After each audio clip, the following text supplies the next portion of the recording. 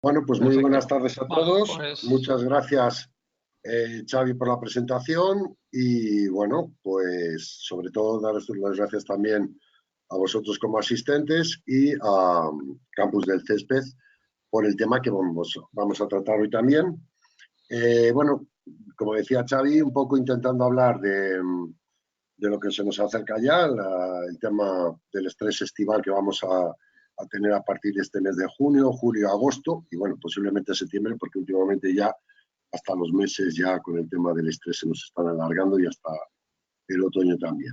Bueno, pues como veis el título, hemos querido hablaros de los diferentes tipos de tratamientos para la lucha contra el estrés, referido más que otra cosa también al estrés de la época estival y sobre todo también porque estamos viendo que haciendo este tipo de tratamientos estamos pudiendo reducir todo el tema de la presión de enfermedades, ¿de acuerdo?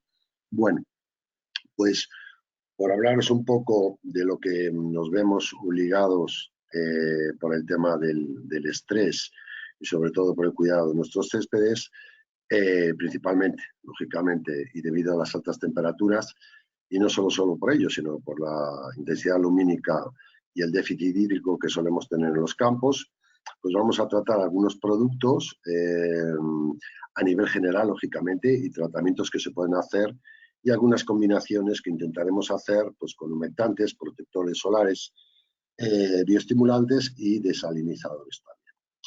Bueno, primero, pues solo recordaros un poco, de que ya en muchas otras ocasiones ya lo hemos explicado, explicaros un poquito lo que serían las causas del estrés por factores bióticos y, lógicamente, por factores abióticos. Principalmente, las causas por factores bióticos, como sabéis, suelen ser las provocadas por los seres vivos, tanto virus, hongos, bacterias, insectos, nemátodos, animales u otras especies que pueden ser, lógicamente, lo que denominamos nosotros malas hierbas, aunque no lo sean. Simplemente lo que pasa es que no nos gusten que estén situadas en donde no nos interesan, ¿de acuerdo? Pero bueno, como veis aquí, lo principal que nos vamos a centrarnos son los factores abióticos, que son los físico-químicos que tenemos, y ver los diferentes tipos de estrés que luego se nos engloban en esta época, que sería el de sequía por estrés hídrico y sobre todo también por la calidad de aguas. Ya sabéis que la calidad de aguas, lógicamente, va decreciendo esa calidad en función a que aumenta el consumo de este agua y a medida que van pasando ya los días hacia el verano. El exceso de sales en el suelo por el estrés, lógicamente, salino y por la concentración de ese propio agua que tenemos, que nos va aportando mayor cantidad de sales. Los otros tipos de estrés, que pueden ser lógicamente solo de calor, no, en este caso no vamos a hablar de frío y de congelación, pero sí que también vamos a hablar de ese otro tipo de estrés, que es el rocío, ¿no? Que es el que se nos suele formar en las épocas o las fechas de condensación, por el tema de conversión térmica, y que nos crea un cierto estrés, desde luego, indirecto, por el problema que nos suele dar el agua de gutación o el agua que la planta emite por las noches, que es uno de los mejores cultivos para la, la creación de que esas esporas puedan germinar de hongos perfectamente y puedan provocar otros problemas. También vamos a hablar del estrés lumínico, lógicamente por un exceso de intensidad lumínica o radiación y también por un exceso de rayos ultravioletas. Hablaremos también un poquito por encima también del estrés por anaerobiosis, o sea, por falta de oxígeno en los suelos. Deficiencias también, que son por el estrés nutricional, principalmente en estas fechas, por el estrés que solemos tener y debido sobre todo a la importancia de los tres cationes principales que debemos de tener en nuestro suelo o en nuestra planta, que serían la potasa, el calcio y el magnesio. Y luego otro tipo de estrés, lógicamente, que puede ser por el viento y suelos compactados, en este caso lo que denominamos estrés por compactación o estrés mecánico. Las herramientas que podemos o tenemos disponibles frente a estos tipos de estrés, pues lógicamente, con respecto al estrés hídrico, tenemos el tema de los humectantes, los diferentes tipos de ellos, los nutrientes como cationes de acumulación de osmóticos, como puede ser, por ejemplo, la potasa, que es el principal regulador osmótico de la planta, o el calcio como promotor de la división celular, o el magnesio como promotor, lógicamente, de la fotosíntesis, que es muy importante tanto en invierno como también en las fases de estrés o exceso de luminosidad o de rayos ultravioletas. Hablaremos también, lógicamente, de los bioestimulantes como pueden ser la prolina, sacarosa, poliamidas, aminoácidos, abonos foliares, reguladores de crecimiento, extractos de algas y glucosa. Con respecto al estrés lumínico, tenemos los nuevos protectores solares de última generación. Por estrés de anaerobiosis o lo que será lo mismo, falta de oxígeno en el suelo, tenemos los agentes penetrantes y, lógicamente, en las labores culturales, lo que serían los pinchados, tanto macizos como huecos, que podemos realizar en los greens o en cualquier superficie de césped que tengamos. Con respecto al estrés salino, los diferentes desalinizadores que hay en el mercado, penetrantes para el lavado de las diferentes sales, y como competencia con respecto, por ejemplo, al sodio, sería la aplicación de productos como pueden ser los cationes, tanto calcio, potasa y magnesio, y para mejorar o evitar o reducir ese estrés, los abonos foliares. Con respecto al estrés nutricional, hablaríamos de los abonos granulares, qué tipos de abonos granulares debemos de utilizar ahora, los foliares, aminoácidos, azúcares y extractos.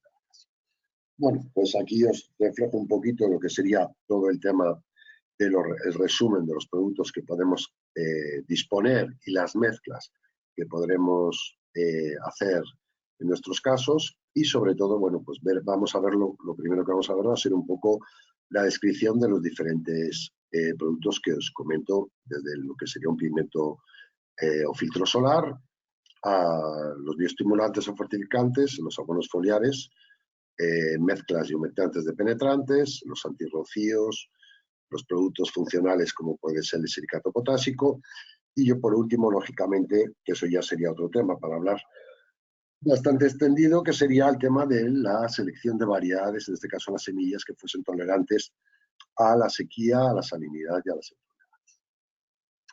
Bueno, pues empezamos con el tema de los protectores solares, sobre todo de las últimas generación, que lo que hacen es mejorar, hacen una mejora en el césped a nivel fotosintético y, lógicamente, al no reducir la fotosíntesis y que la planta en fase de estrés empiece a respirar, nos aumenta, lógicamente, y una de las consecuencias que tiene es la mejora de la sanidad vegetal. Y sobre todo, bajo los puntos de estrés, que en este caso, pues, lógicamente el del frío no entraría, pero sí que el estrés hídrico por calor o por salinidad influyen bastante. Bueno, por el tema de los filtros solares, comentaros un poco en qué se basan. Los filtros solares, sabéis que intentan reproducir un poco lo que ya de por sí las plantas hacen. Como sabéis que las plantas tienen defensas lógicamente naturales, y de ellas se las utiliza para dispersar, reflectar y proteger de los daños del exceso de la radiación lumínica. Como sabemos todos, pues emiten lógicamente carotenoides, antoacinas y flavonoides, incluso también, lógicamente, también ceras en la cutina. Hay fotos que podemos ver muchas veces en verano, como incluso en invierno, porque también en invierno la radiación ultravioleta es muy elevada. Podemos ver que los céspedes nuestros creemos que tenemos una carencia de fósforo, y lo que tenemos es simplemente que se está protegiendo la planta por la entonación o los tonos que coge la planta de color violáceos o incluso grises. Bueno, los últimos protectores que vemos solares llegan a tener unas concentraciones bastante altas, y lo que hacen es, como he dicho anteriormente, es ayudar a proteger contra no solo la radiación ultravioleta, sino la intensidad lumínica o excesiva en la planta, haciendo reflejar sus rayos ultravioletas y reflejar también la luz excesiva, que se conoce con la palabra, o con lo que resume la palabra PAR. La palabra PAR, que serían las siglas inglesas, ¿no?, de las partículas de luz que contienen energía, impulsan el proceso fotosintético, y esta es la reacción que realmente nos es activa para la producción de, o lo que llamamos, la radiación fotosintética. Bueno, si veis un poquito ahí lo que sería dentro de lo de la onda, la longitud de onda de una radiación, veis que la que no nos interesa es la radiación por la izquierda que veis, que es la ultravioleta, y sí que nos interesa, lógicamente, la radiación par, o lo que sería radiación fotosintética activa, que la más importante sería la radiación que tenemos, la infrarroja, para el desarrollo de la fotosíntesis de la planta. Como tal, gracias a la luz, a los fotones, a las partículas, sabéis que se desarrolla el proceso fotosintético, que lo que hace es impulsar, lógicamente, el desarrollo de la planta. Ya sabéis que con la absorción de carbono, dióxido de carbono y agua, y la fotosíntesis, lo que crea la planta, lógicamente, aparte de su energía química, es la glucosa y el oxígeno que llega a crear la planta. ¿Por qué este tipo de productos interesan que sean filtros solares? O sea, evitar las radiaciones dañinas de esa radiación ultravioleta. Podéis verlo ahí claramente también en la parte izquierda, cuando podemos controlar la radiación violeta o dañina, o cuando la planta misma está expuesta a una intensidad lumínica y una radiación de ultravioleta excesiva. Lógicamente, los rayos ultravioletas pueden dañar directamente lo que serían las proteínas, los pigmentos fotosintéticos, incluso dañar lo que es el ADN e incluso causar mutaciones, al mismo tiempo que lo que puede hacer, como vemos en muchos de nuestros céspedes, es crear un daño físico en la planta.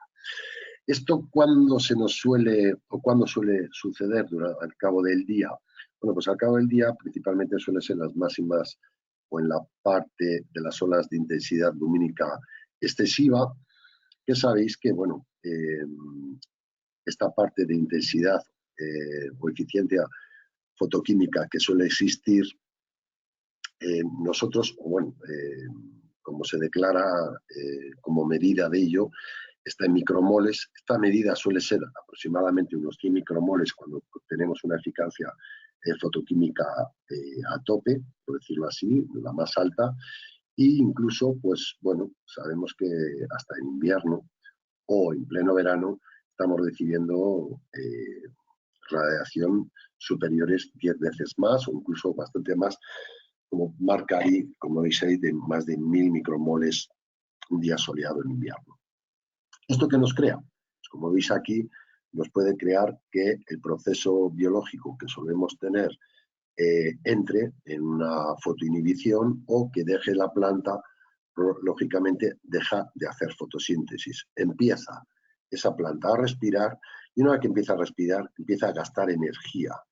¿Qué pasa cuando esta planta empieza a gastar energía? Pues lógicamente que es mucho más proclive al estrés, porque de por sí ya entra en estrés, y lógicamente es mucho más proclive a la presión de enfermedades. De ahí que ese es el momento ideal para cubrirnos en esta, como veíamos en la diapositiva anterior, ¿no?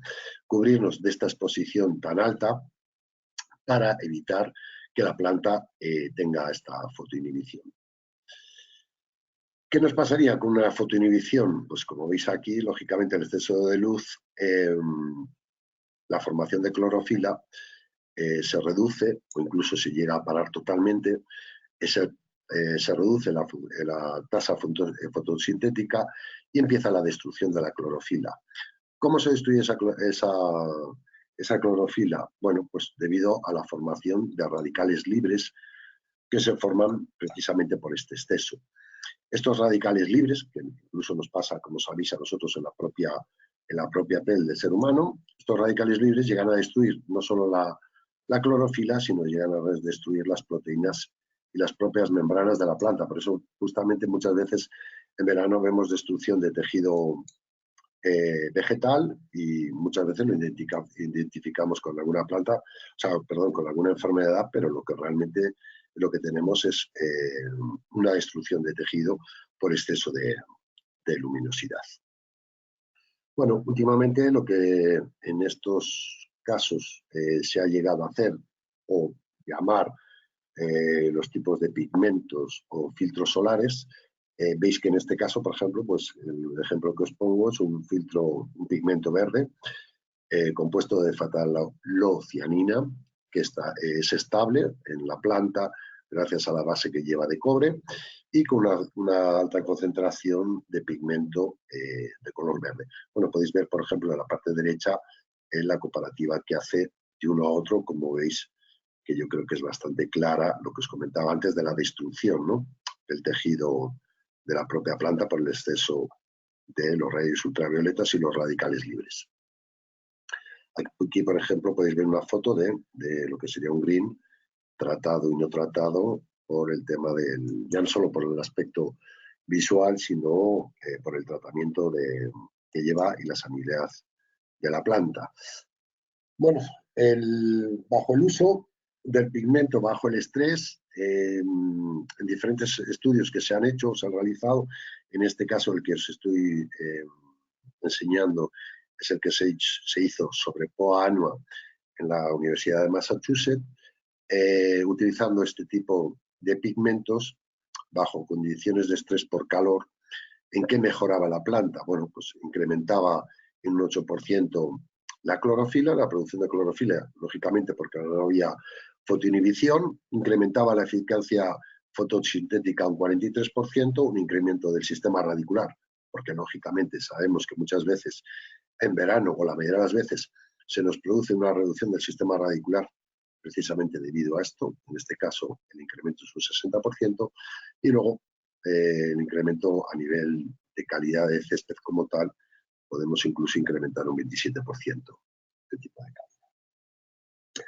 Los pigmentos, aplicaciones y mezclas. Bueno, aquí lo que os quiero indicar un poco, que veáis que el pigmento, lógicamente la dosis del pigmento va en función de la altura de siega que tengamos y la longevidad, lógicamente, ¿no? Que, por ejemplo, en un green, pues se entiende que vamos a estar secando todos los días o casi todos los días. Sí que es cierto que con este tipo de pigmentos y con la ayuda de los reguladores de crecimiento incluso podemos subir la altura de siega para evitar tanto estrés de la planta sin reducir las calidades de juego. Y en este caso veis que en las dosis que nosotros, por ejemplo, podemos dar cuestión de cantidad a aplicar, pues sería del orden de 0,75 a 1,5 litros por hectárea, en greens, o no en greens, vamos, en céspedes que se estén segando por debajo de 12 milímetros, que sería, por ejemplo, pues incluso greens, o podríamos estar hablando de algunas otras zonas del campo. Con respecto a ya siegas con mayor de 12 milímetros, que ya entraría, por ejemplo, el tema de TIS, calles o campos deportivos, pues estaríamos hablando de unas dosis aproximadamente de 1 litro, de 0,75 a 1,5 litros. Tampoco hay que ir a dosis muy altas, más que otra cosa por el tema de la coloración y si se va a utilizar también mezclas, como veis arriba, ¿no? Utilizando 1 litro aproximadamente de pigmento, con unos 25 litros de bioestimulante regulador de crecimiento. Lo mismo podemos hacer con 1 litro de pigmento regulador de crecimiento y un foliar alto en nitrógeno y hierro. Pues pongo algunos ejemplos, ¿eh? 1 litro, por ejemplo, de pigmento con regulador de crecimiento y un foliar alto en potasa y aminoácidos, que ya lo veremos también la importancia de la aplicación en estos estados de estrés de los aminoácidos. 1 litro de pigmento también que se puede aplicar con otro tipo de foliares o aminoácidos. Estas serían las típicas mezclas que podíamos hacer. O, por ejemplo, en la foto siguiente que vais a ver, pues mezclas que hemos hecho con pigmento utilizando un bioestimulante o solo el simplemente bioestimulante antiestrés con menos dosis, ¿de acuerdo? Por ejemplo, podéis verla aquí, utilizando solo un bioestimulante antiestrés, que ya os diré luego cómo se pueden formar, o los que hay en el mercado ya preparados como bioestimulantes. En el caso que veis aquí es un pigmento puesto a menos dosis y la misma dosis del estimulante o con 2 litros de pigmento solo o el bioestimulante solo a mitad de dosis.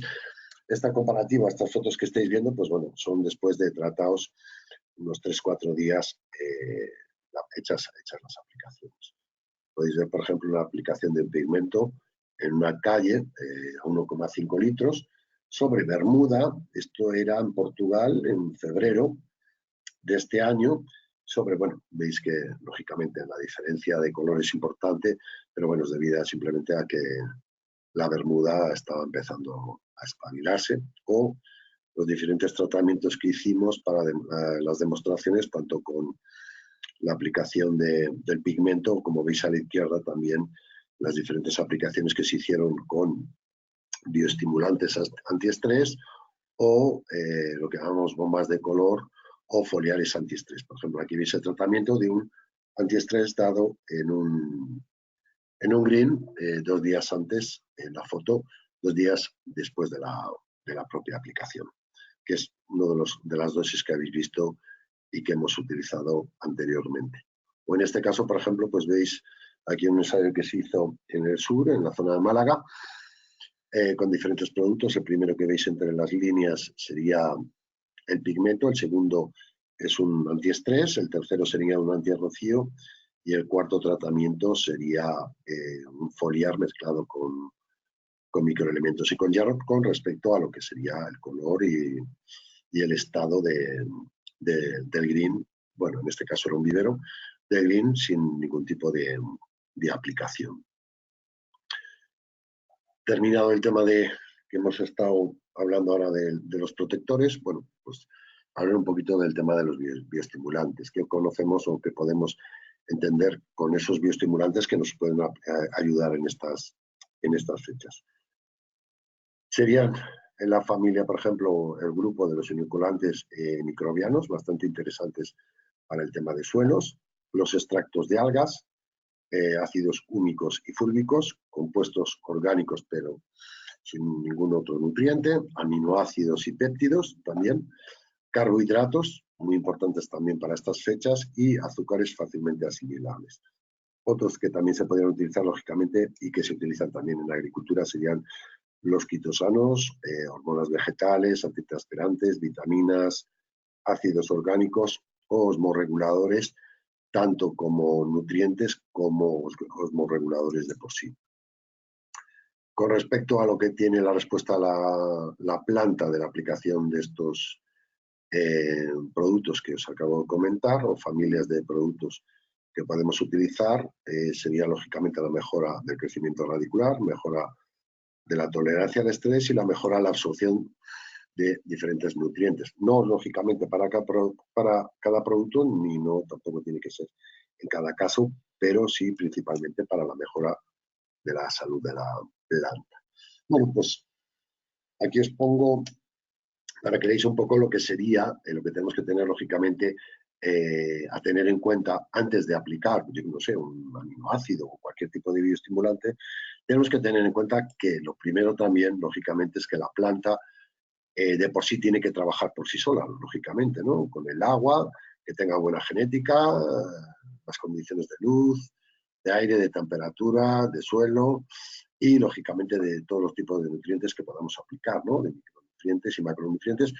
Eso siempre nunca nos tendríamos que olvidar de ellos antes de recurrir, lógicamente, hasta toda esta otra clase de productos que estamos comentando y estamos hablando. Por eso siempre yo, mi experiencia que tengo y creo que la de muchos otros compañeros, solemos hablar de que siempre los aminoácidos, este tipo de productos, no debemos de utilizarlos cuando la planta no está en fase de estrés. Tanto puede ser estrés de verano o estrés de invierno, ¿no? Pero no utilizarlos y hay que dejar a la planta que cuando la planta tiene las condiciones necesarias pueda funcionar, lógicamente llevando los niveles que os estoy comentando, ¿no? El agua, la luz, temperatura, pero sí, sobre todo, la aplicación de nutrientes acorde con las necesidades que tienes, y en este caso no suele ser necesario la aplicación de otro tipo de estimulantes o bioestimulantes.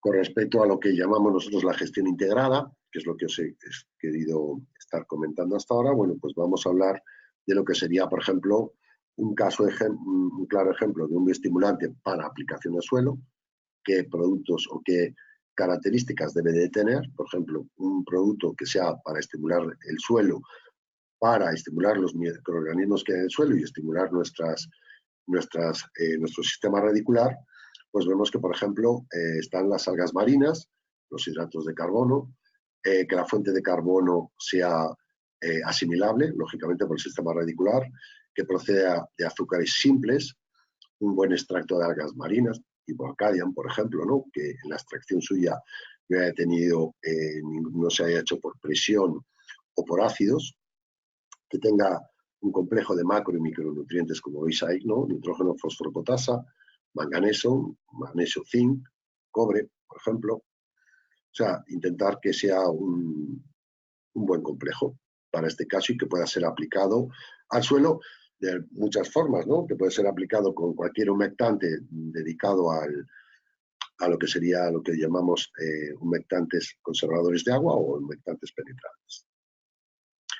Un buen bioestimulante de suelo, lógicamente, lo que nos va a hacer al césped es que va a poder absorber estos hidratos de carbono, ¿no?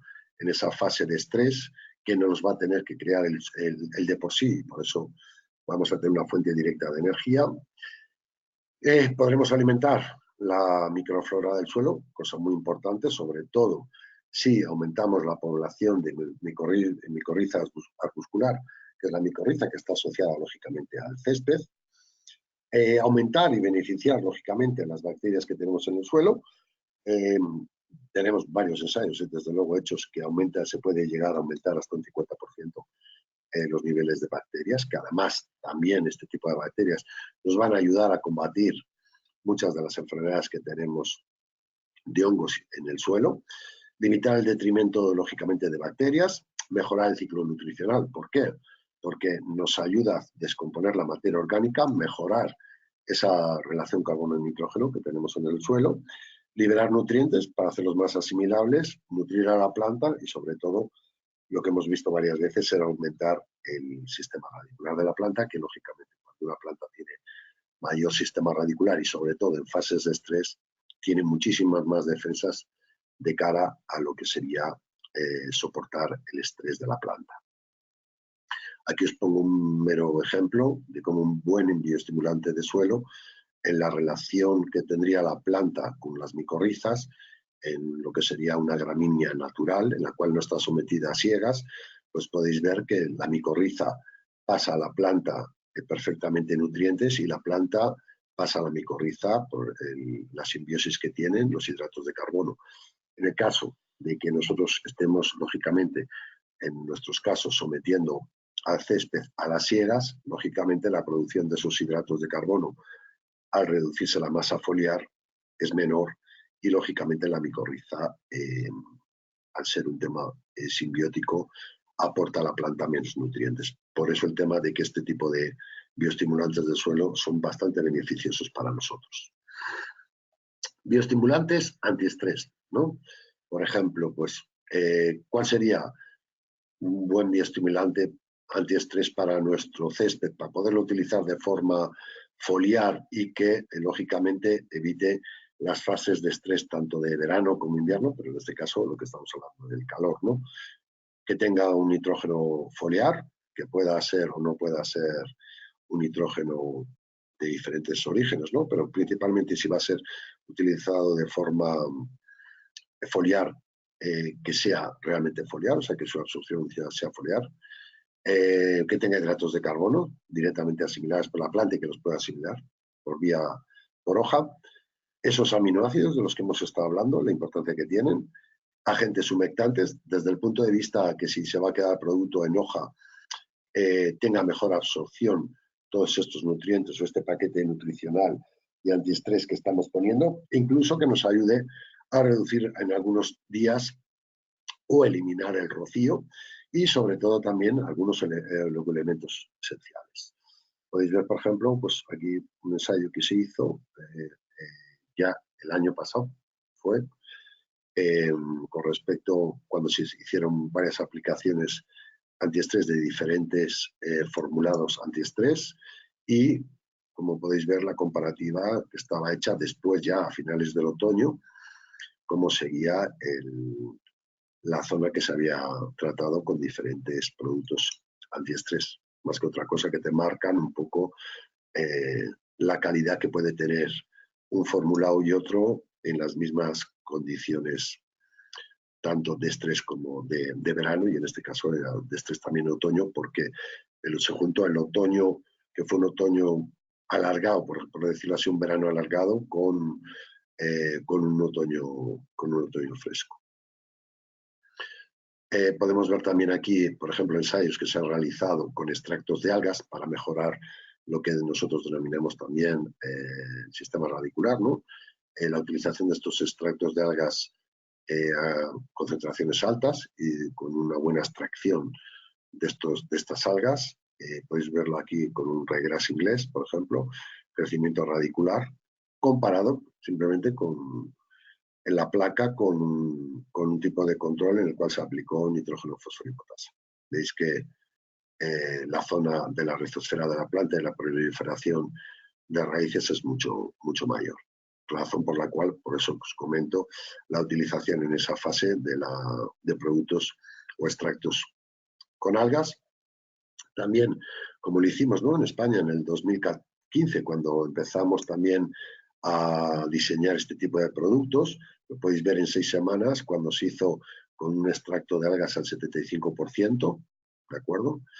Y simplemente teniendo como control lo que sería una fertilización normal a nivel tanto granular como foliar, y podéis ver en la propia gráfica la calidad que nos daba el implemento de este extracto de algas y las pruebas en greens que se hicieron, en este caso con la compañía Biotech.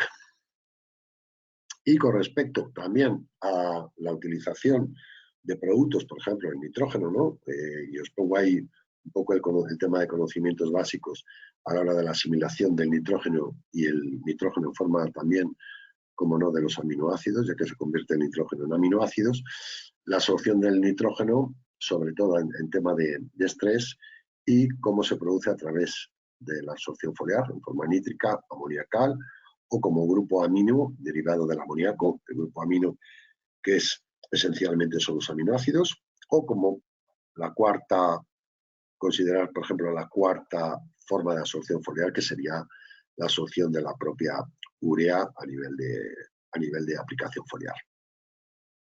De forma rápida, bueno, veré así un poco lo que es un aminoácido. Sabemos que está compuesto por un grupo amino, por un grupo carboxilo, y lo que les diferencia a ellos, lógicamente, de la cantidad de aminoácidos, de esos 20 y tantos aminoácidos que disponemos, serían las cadenas de carbono que enlazan el grupo amino y el grupo carboxilo.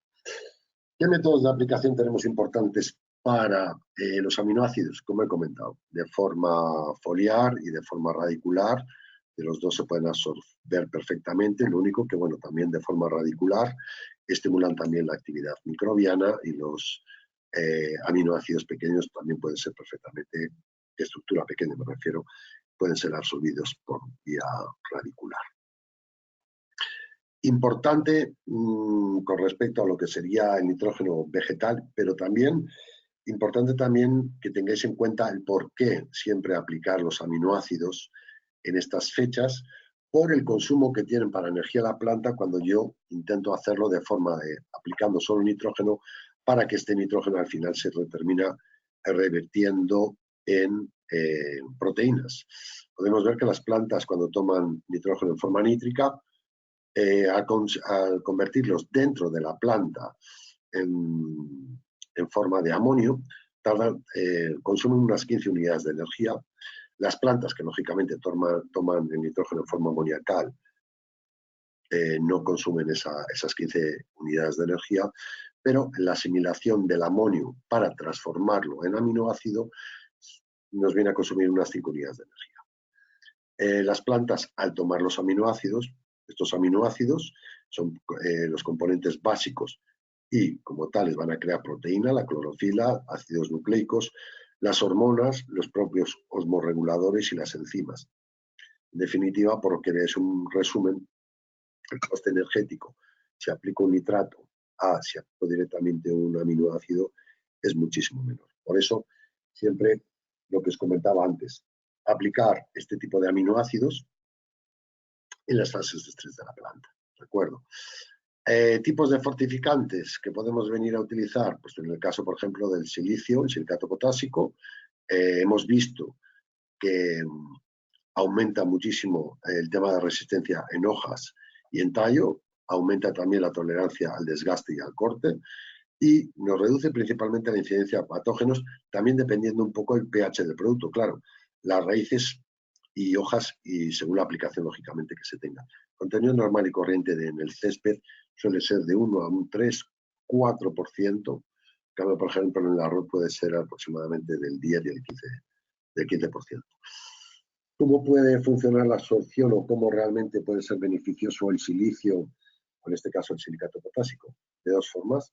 Si lo aplico foliarmente, es absorbido y transportado por el xilema, se va depositando por las paredes del xilema y lo que va creando en las partes exteriores de las células epidérmicas, lógicamente es una mejor barrera a la infección de hongos y sobre todo una mejor dureza de la propia planta, de lo que hemos hablado siempre, ¿no?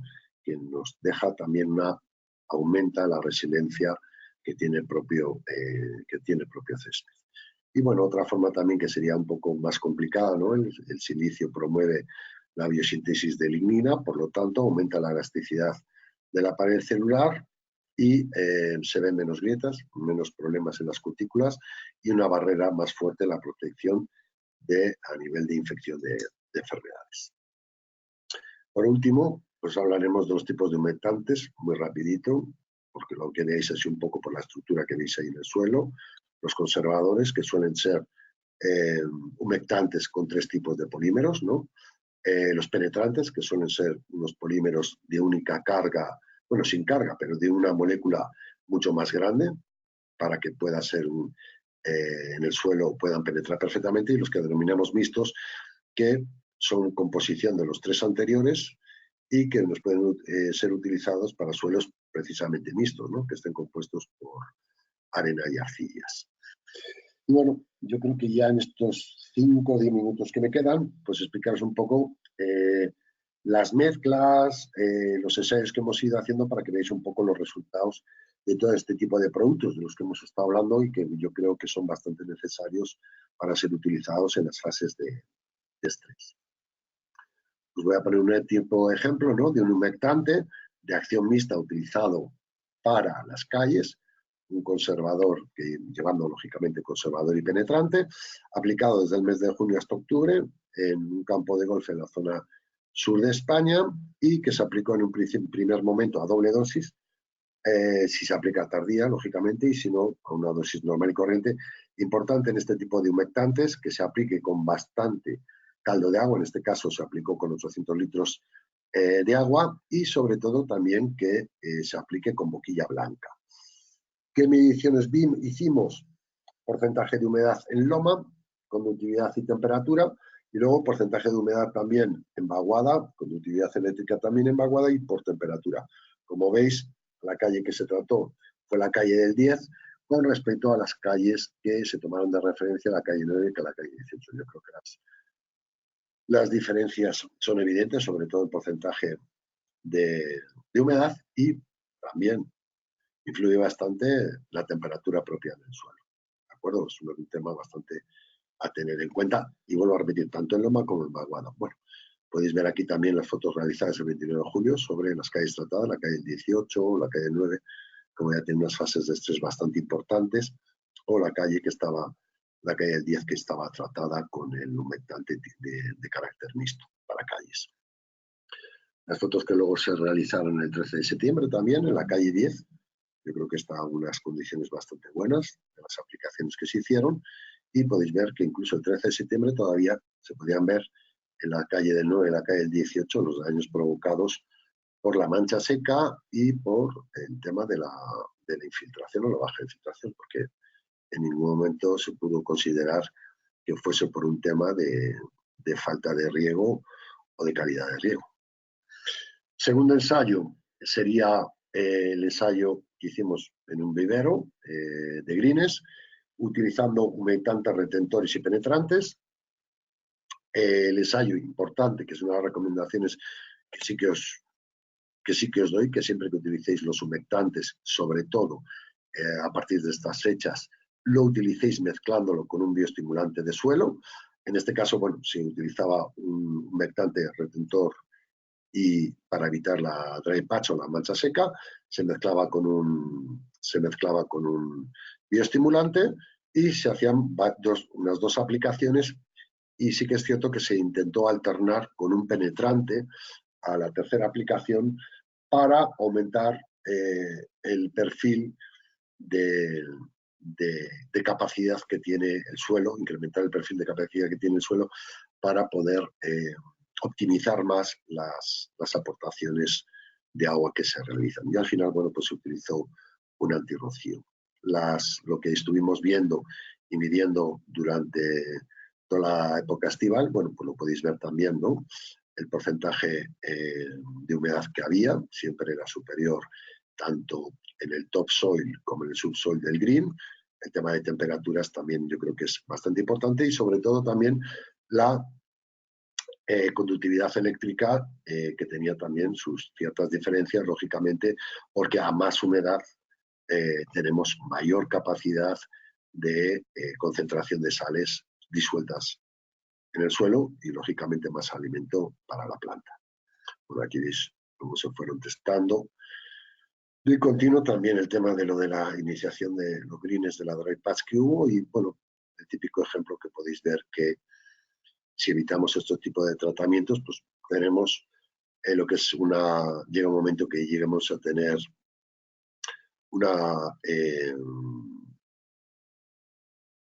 un problema de dry patch, y no solo de dry patch, sino que el suelo se vuelve totalmente hidrofóbico. Veis que se aplica a manguera incluso el agua y no penetra en absoluto. Por eso en este caso incluso veis como detrás de esta dry patch se empieza a generar un problema con el Fusarium ruseum de verano.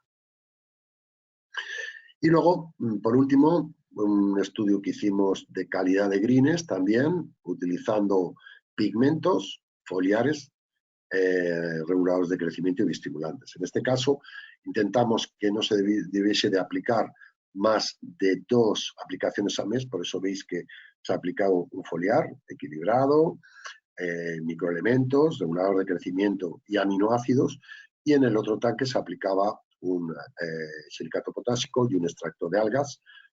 Así se continuó en esta aplicación durante los meses de junio, julio y agosto hasta septiembre, que lo que se hizo fue modificar ya el tipo de foliar, se subió un alto en masa de nitrógeno y se siguió manteniendo el fitofortificante, que era el silicato potásico, y el extracto de algas. Bueno, como veis, de las aplicaciones, al fin y al cabo, los nutrientes que se aplicaron no fueron tantos: 38 unidades de nitrógeno, 7 de fósforo y 33 de potasa, con 2 de magnesio.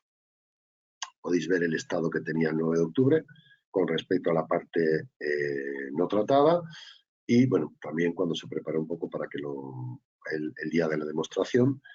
Pero lo más importante fueron los resultados que conseguimos a nivel de enfermedades, a nivel de calidad de siegas y a nivel del estado, lógicamente, de cómo estaba el vivero de los tratados.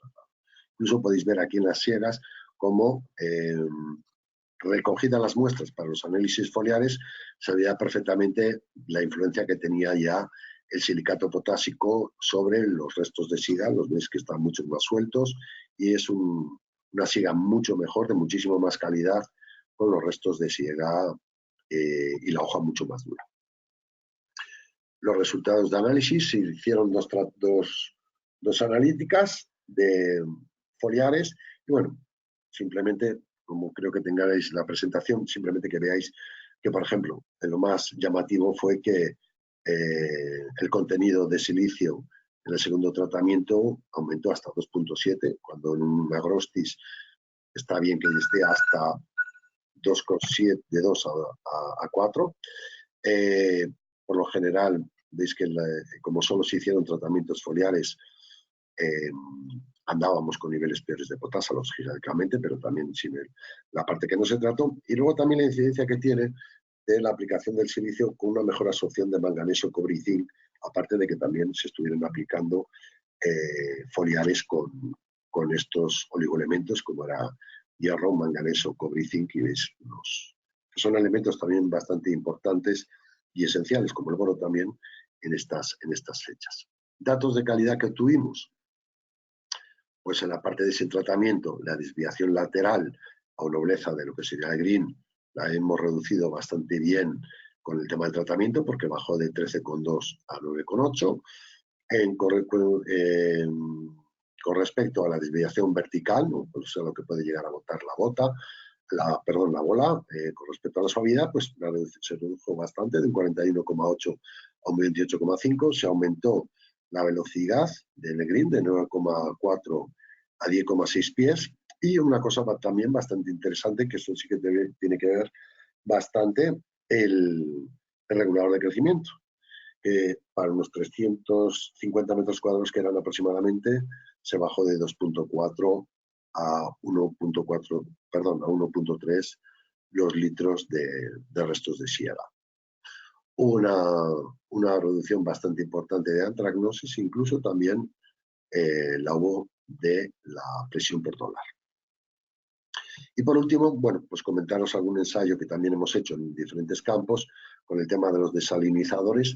Yo os comento que en este tipo de productos, los desalinizadores siempre sean utilizados a finales de la primavera, cuando ya vamos a cambiar al verano, por ejemplo, decirlo así, el sur de España, el centro de España, aproximadamente ya a principios del mes de junio, hacer una primera aplicación para que el césped entre y ese suelo entre en unas condiciones buenas de cara a los meses de verano, incluso si nos vemos obligados a hacer una, incluso en pleno verano, pero siempre intentar hacer una a finales de agosto, septiembre, cuando ya bajemos el ritmo de riegos y hacer un lavado importante de lo que sería los niveles de sodio en los greens o en el campo en general. Aparte de este tipo de salinizadores, importante os comento, la utilización de productos que tengan calcio, potasio y magnesio, mejorantes de la capacidad de intercambio catiónico, como pueden ser las zeolitas, foliares, que nos ayudan a desestresar la planta con los cationes que compiten contra el sodio, los agentes humectantes o los abonos granulados que solemos utilizar en verano como base de los foliares, que siempre tengan potasio, calcio y magnesio. Bueno, os pongo un ejemplo de un 0,14, ¿no? Con 5 de magnesio, 8 de calcio y hierro, ¿no? Tema de los desalinizadores, yo creo que no hace que ya casi todos los conocéis un poco el sistema. Sí que es cierto que hay diferencias entre unos y otros bastante importantes, sobre todo el tipo de calcio que se utiliza y el tipo de penetrante que se va a utilizar para que realmente hagan la labor del lavado de esas sales. Hablo también del tema de los penetrantes porque, por ejemplo, podéis ver aquí una prueba hecha, ¿no?, de un aplicado agua, como veis en la primera parte, el contenedor de la parte izquierda, o diferentes tipos aplicados con humectante penetrante. La foto de la parte de arriba veis que está tomada inmediatamente después de aplicar los productos, y la foto de abajo está tomada sobre la arena preparada, que no es hidrofóbica, una arena normal, aplicada a la toma hecha a 3 minutos después de la propia aplicación, para que veáis los diferentes tipos de humectantes, y no solo de humectantes, sino que es interesante también ver qué tipo y qué tratamiento lleva tanto el calcio y el magnesio que tiene que llevar un desalinizador. Hicimos una prueba también, simplemente os pongo esta referencia, si dais cuenta, el sodio que teníamos, el porcentaje de saturación de bases de sodio era 10,3 antes del tratamiento, después del tratamiento se redujo al 4,7. Importante que vimos, se aplicó a unos 60 litros por hectárea. La mayoría de las cosas, la verdad, que no cambiaron. Lo más importante que sí que cambió fue, importante, la conductividad bajó de un 0,87 con 0,35 y que el sodio pasó de un 10,3 a un 4,7. La verdad que en el mes que se hizo ya el campo, la verdad que los greens tienen muy buen aspecto. Y conclusiones, por ejemplo, de este ensayo que podemos sacar, pues siempre de intentar que debemos de bajar, estar por debajo de un 5% de sodio, intentar también que la conductividad la tengamos lo más baja posible, como veis, pero no solo es eso, en la utilización de desalinizadores, sino que nosotros nos motivemos un poco en que a la hora de que tenemos que regenerar nuestros greens, o no los greens, solo los tees o los campos deportivos o incluso las calles, ir aplicando calcio, potasa, magnesio, de tal forma que siempre tengamos estos cationes que van a compensar el contenido del sodio y, lógicamente, si podemos aplicar también mejorantes de la capacidad de intercambio catiónico, mucho mejor. También os pongo un ejemplo del uso de penetrantes para reducir enfermedades. En este caso, por ejemplo, fue un tratamiento que se hizo de un penetrante durante el invierno para, como veis, reducir bastante la proliferación de Fusarium nivale. Aplicaciones, por ejemplo, que son muy buenas como antirrocíos o aplicaciones de antirrocío con penetrante hechas en invierno, que yo creo que son bastante satisfactorias. Incluso cuando tenemos estos cambios de temperaturas y existen estas conversiones térmicas, más que otra cosa desde el punto de vista de ya no solo el manejo y siegas, sino desde el punto de vista de lo que comentaba antes, del agua de mutación y el problema que nos puede crear con otras enfermedades, como sería en el caso de una pericularia o un dólar sobre la base foliar del césped. Aquí veis otras aplicaciones que también se hicieron en otros ensayos que estuvimos y podéis ver incluso los ataques que se vieron fuera de las aplicaciones. Y bueno, pues muchas gracias por vuestra atención y no sé, si hay alguna pregunta, pues... Hola, Lorenzo. Muchas gracias por tu presentación. Pues la verdad es que sí, hay unas cuantas preguntas. Cuando quieras, empezamos. Sí, Bueno, perfecto. recordar a la gente, porque ha habido una persona que... Hay la opción de si alguien quiere hacer la pregunta él mismo a través del micro, se puede hacer. O sea, yo le habilito el micro y puede preguntar directamente, que a lo mejor se puede establecer un diálogo más interesante. O sea que, como queráis vosotros. Yo de momento voy leyendo las que han entrado. A ver, déjame. ¿Qué pasa con la temperatura y los fotoprotectores? ¿Hacen aumentar la temperatura de la planta o no? Bueno, primero, muy buena pregunta. ¿Influye mucho que un fotoprotector o un pigmento aumente o no, o pueda reducir la temperatura? Hombre, en el caso de los que conozco yo, sí que es cierto que, lógicamente, disminuyen la temperatura, pero no por su acción directa, sino por la reducción de los rayos ultravioletas y porque la planta no entra tanto en estrés y mantiene más agua dentro, con lo cual se está termorregulando la planta. Pero no tiene que ver con que, en este caso, y por eso lo denominamos pigmento, si fuese una pintura, podría tener cierta influencia el aplicar un pigmento y que bajase la temperatura de la planta, pero por eso no es debido. Baja la temperatura, pero porque tiene mejor termorregulación y porque tiene más cantidad, lógicamente. No está respirando, está haciendo su función fotosintética, no está inhibida la función fotosintética, la planta sigue haciendo su propia función y no consume energía, tiene más agua. Por eso tiene menos temperatura. Perfecto. A la siguiente. Diferencia de los usos de los filtros solares en plantas C3 y C4. Y de la misma forma, diferencia en el uso de los bioestimulantes en ambas.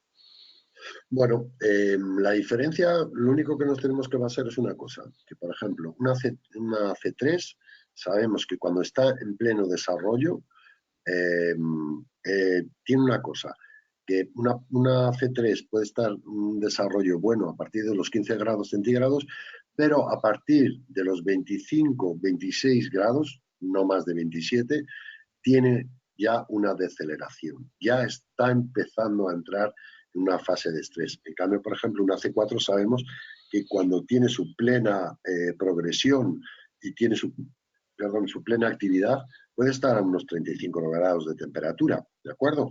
Entonces, es la única diferencia que vamos a ver con respecto a la aplicación de un fotoprotector o un pigmento. En el caso de que si lo utilicemos, lógicamente las C3 está claro. En el caso de lo que utilicemos en las C4, vamos a ver que la planta, lógicamente, se está comportando mucho mejor desde el punto de vista de la protección de intensidad lumínica, ¿vale? Pero con respecto a la protección de ultravioleta, la ultravioleta, como os he intentado explicar anteriormente, el problema de los radicales libres le va a afectar exactamente igual a una C3 que una C4. Y con respecto a los bioestimulantes, no tiene que ver mucho la diferencia que pueda haber a la respuesta entre una C3 y una C4, simplemente que esta planta, una C4, esté en una fase de estrés que esté en una fase de estrés menor, incluso podamos tener mejores resultados que una C3, en fases de estrés. De acuerdo, perfecto. Mira, te leo la siguiente. Dice, cuando se usan bioestimulantes con azúcares, ¿estos los usan los microorganismos y estimulan el crecimiento de las raíces o los usan las plantas y al estar más fuertes estimulan la flora microbiana? Bueno, depende del tipo de azúcares que se utilicen. Si son azúcares simples de fácil absorción por la planta, lógicamente lo va a utilizar la planta directamente. Pero muchos de esos azúcares también, lógicamente, son absorbidos y dependiendo, vuelvo a repetir, de su simpleza o no, van a ser absorbidos también por los propios nutrientes y van a servir como alimento de los propios microorganismos del suelo, ¿de acuerdo? No sé si lo he contestado claramente, Bueno, pero yo creo que si no, todo va a depender. pues ya, si no, pues ya volverán a hacer la Vale, réplica. vale. Siguiente, Lorenzo. Sí, Vale. Un exceso de bioestimulante en condiciones de estrés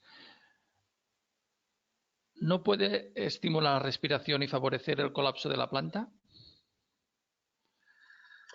a ver si entiendo bien la pregunta. Un exceso de bioestimulantes en una fase de estrés. Estrés. Si incrementa la respiración de la planta y consecuentemente que pueda entrar en colapso. ¿Sí? No. ¿Entiendes? A ver, Bueno, sí, pero yo vale, quiero vale. No, a partir de aquí estoy yo. sí, quiero explicar que cuando estás utilizando un aminoácido, por ejemplo, o un estimulante, precisamente lo que intentamos es que la planta siga pudiendo hacer la función fotosintética y no entre en una fotoinhibición o que no se inhiba esa fotosíntesis y entre en una respiración. Porque si la planta empieza a respirar es cuando consume energía y lógicamente cuando consume energía se colapsa. Lo que no se debe de utilizar nunca son un exceso, lo que llamamos también, se utiliza por ahí el nombre de golosinas o extractos de algas con aminoácidos de continuo, porque sí que es cierto que a la planta la podemos hacer vaga. O sea, no, a la planta la tenemos que dar sus nutrientes, nitrógeno, fósforo, potasa y tanto los oligoelementos como incluso todos los nutrientes necesarios para que ella lo sintetice y haga toda la creación de proteínas, de energía o hidratos de carbono que tiene que realizar.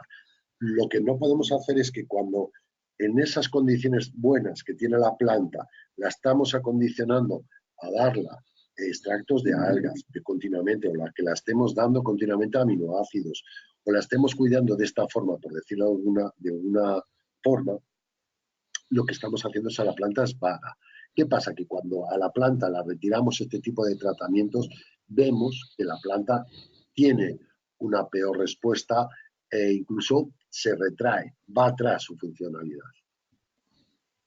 Perfecto. Otra pregunta. Mira, se refiere a la gráfica de uno de los estudios. Dice, la gráfica de las 6 semanas de evolución de la calidad del césped, ¿cómo se mide la calidad? Pone el césped, bueno, pregunta que los valores están de 0 a 10, pero la pregunta va más dirigida. Vale, bueno, pues en ese estudio que se hizo, yo no sé si recuerdo que también fue publicado, para la calidad que se hizo, lógicamente, fue primero en el tema de enfermedades, se estuvo mirando con lo que llamamos un cuadro de metro por metro con retículas para saber qué cantidad de más o menos enfermedades había. Luego otra de las, con el mismo cuadro de retículas se puede mirar la densidad de la planta que había en ella, y luego lo que se tuvo en cuenta, lógicamente, a nivel no solo de enfermedades o densidad, se tuvo en cuenta la cantidad de siegas que se fueron haciendo o realizando por metro cuadrado. ¿De acuerdo? Perfecto. Referente a los productos con silicio, preguntan el origen, si tiene que ser orgánico o inorgánico para una mejor absorción en hoja. Bueno, a ver, una cosa no tiene que ser independiente, es independiente que sea orgánico o inorgánico, entendiendo también que es orgánico o inorgánico, a ver si nos entendemos. El tema está en que el producto tenga claramente que al ser aplicado yo analice, como habéis visto, esa hoja y tenga buena absorción vía foliar, porque la absorción vía radicular sabemos que el silicio en el suelo hay bastante silicio, y la rizosfera de la planta, además en un pH que tiene de acidez, sí que ahí es muy fácil absorberse el silicio de forma ácida y de forma orgánica. En la incidencia que es a la hora de aplicarlo vía foliarmente, yo te diría que es mejor la aplicación de la forma no orgánica, si puede ser con un pH bastante alto, para que tenga también la función de biocida. En este caso, los alumnos que conozco yo tienen un pH de 12,5 y tienen una función biocida bastante importante. Perfecto. Otra pregunta se refiere al estudio que hicisteis con diferentes productos.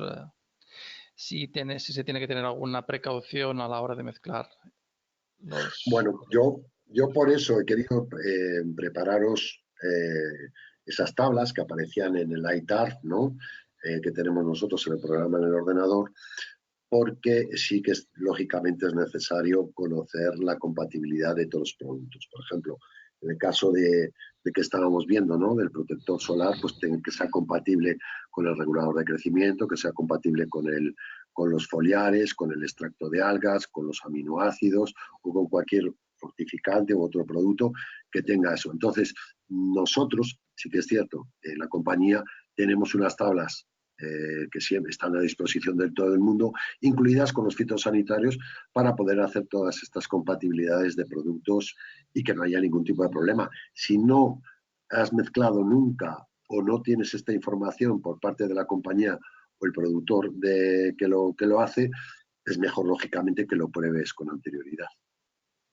Sobre todo, otra cosa también, Xavi, es importante que después de que se preparan todos estas cubas, siempre tengáis en cuenta que no cuesta nada siempre tener un pHímetro a mano y un conductivímetro, para antes de salir al campo a tratar, que se pueda dar el ok. Perfecto. ¿Cómo vas de tiempo? Porque te estoy Yo, ametrallando con yo preguntas. ¿Sí por, vas mi, bien? por mi parte voy bien de tiempo, pero las Sí. preguntas, algunas muy buenas, ¿eh? Vale, pues a ver ver que hay un par o tres más. Datos de rendimiento de los desalinizadores. ¿En qué porcentaje de sodio se consigue? ¿Qué porcentaje de sodio se consigue lavar? ¿30, 40%? O bien los datos Yo no en mi son caso, y considerados como habéis, sí, yo en mi caso, como habéis visto, yo he hecho estos dos tratamientos que habéis visto, uno ha sido en el sur y otro ha sido en Madrid. Yo prácticamente se ha conseguido un 50%, pero vamos, yo realmente sí que me conformaría con que el porcentaje de salinización que se tenga en un suelo sea del, no sé, un 30, un 40% estaría bastante bien. Lo importante de todo, hombre, todo va a depender también de la especie que tenga, en la zona que tenga que desalinizar, ¿no? Lógicamente una C4, una bermuda o incluso algunos agrostis que son muy tolerantes a la concentración de sales, me pueden aguantar muchísimo más, eso hasta, como sabemos, 20.000 ppm de conductividad, ¿no? De sales, vamos. Eh, pero sí con un 20, un 30%, un 40%, ese porcentaje de desalinizador sería importante. Sí, lo que he comentado antes. Siempre hay que intentar que el porcentaje de saturación de bases con respecto al sodio sea inferior al 5%, en lo que serían principalmente C3. Pero lo más importante también, y por contestar ya, no solo es el tema del desalinizador, sino que nosotros a través de todo el año vayamos utilizando abonos granulados, que son los que en este caso no puede hacer utilizar foliares, para ir aumentando la cantidad de potasa, calcio, magnesio, que estos son los 3 cationes que van a competir contra el catión sodio. Perfecto. Y ya, mira, las dos últimas y ya te dejamos. Pero bueno, es bueno aprovechar. Referente a los humectantes, ¿qué es preferible?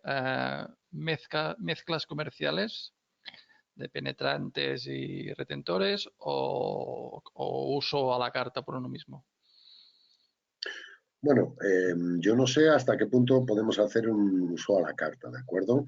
Sí que es cierto que, lógicamente, todos, si conocéis un poco todo el tema de los agentes humectantes, es cierto que nadie de las principales casas que hagan agentes humectantes te va a hacer un agente humectante único. Me refiero a un solo polímero, sino que lo que va a intentar es que, por ejemplo, en un agente humectante que vaya buscando la conservación del agua y evitando la dry patch, pues que por ejemplo tenga un polímero triple, corto, un polímero largo, por el tema de longevidad, que tenga parte de penetrante para romper la tensión superficial del agua, que tenga también un polímero o una sustancia que sea encapsuladora para evitar el tema de la materia orgánica, que luego es muy hidrofóbica.